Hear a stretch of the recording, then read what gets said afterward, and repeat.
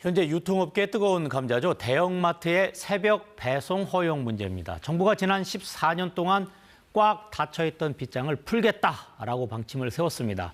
이에 따라 유통업계 지각 변동이 예고되고 있습니다. 반면 소상공인들과 노동계 반발도 큽니다. 박은주 기자 함께 자세히 알아보도록 하겠습니다. 어서 오세요. 지금 대형마트의 이 관련 규제, 이건 지금 한두 해에 왔던 것도 아닌데 결국 정부가 결단을 했군요. 네, 그렇습니다. 2012년에 도입됐으니까 횟수로 따져서 약 14년 만인데요. 네. 그동안 대형마트는 자정부터 다음날 오전 10시까지 문을 닫아야 했습니다. 이른바 영업시간 제한 규제인데요. 예. 이거를 풀겠다는 겁니다. 정부 여당은 최근 고위당정 협의회를 열고 유통산업발전법 개정에 합의했습니다. 이 오프라인 매장 영업은 그대로 제한하되 온라인 배송에 한해서 24시간 허용하겠다는 건데요. 합의대로라면 대형마트도 새벽 배송 시장에 본격적으로 진출할 수 있게 되는 겁니다.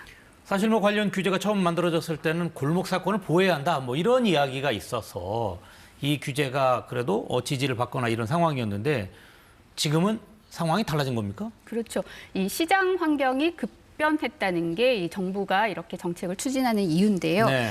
법을 만들 당시에 공룡은 사실 대형마트였습니다. 하지만 지금은 온라인 플랫폼, 바로 쿠팡이라는 건데요. 실제로 쿠팡은 매년 놀라운 성장세를 보이고 있습니다. 2024년 매출은 이미 41조 원을 넘어섰고요. 이건 국내 다른 대형마트들의 전체 매출을 합친 것보다 훨씬 많습니다. 네. 과거에는 대형마트 3사가 시장을 주도했지만 이제는 3사를 다 합쳐도 이 쿠팡 하나를 당해내지 못하는 구조가 된 겁니다. 대형마트 업계는 그동안 이 규제를 역차별이라고 주장해 왔는데요. 쿠팡이나 컬리 같은 이커머스 업체들은 24시간 내내 이 물류센터를 돌리면서 새벽 배송을 하는데 대형마트만 손발을 묶었다는 겁니다. 정부 입장에서는 이번 쿠팡 사태를 계기로 더 이상 기울어진 운동장을 방치할 수 없다고 판단한 걸로 보입니다. 이제 당장 소비자 입장에서는 그러면은 뭐가 좋아지는 점이 있을까라고 이제 생각이 들 수밖에 없는데 어떻게 달라집니까? 우선 이 가장 큰 변화는 배송 권역이 지방으로 확대되는 겁니다. 네. 일명 이 새벽 배송 소외 지역이 사라질 수 있다는 건데요. 배송거리도 실질적으로 가까워지고 배송 서비스에 들어가는 비용도 더 줄일 수가 있기 때문에 더 저렴하고 더 빠른 서비스를 받을 수도 있을 것이라고.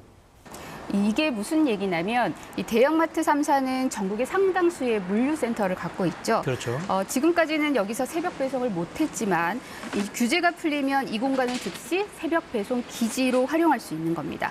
즉 쿠팡이 닿지 않던 이 지방 소도시나 산간 지역까지도 대형마트의 신선식품을 다음날 아침 집 앞에서 받아볼 수 있게 되는 겁니다.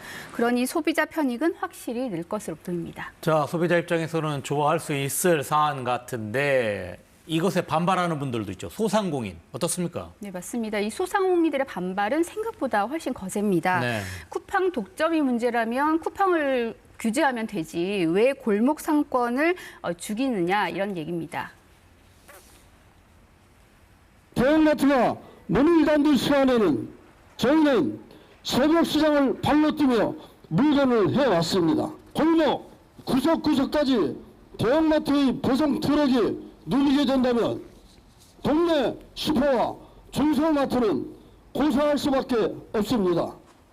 이 쿠팡은 물류센터가 외곽에 있지만 대형마트는 대부분 주거지 한복판에 있습니다. 예. 여기서 출발한 배송 트럭들이 새벽마다 골목을 누비게 되면 그나마 동네 슈퍼들까지 유지하던 근거리 상권마저 대형마트가 모조리 흡수할 거란 우려가 큽니다.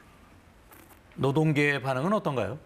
이 노동계는 건강권 문제를 지적하고 있습니다. 네. 지금도 쿠팡 노동자들이 이 과로사 문제로 사회적 이슈인데 이 규제가 풀리면 마트 노동자들까지 이 위험에 노출된다고 주장하고 있습니다.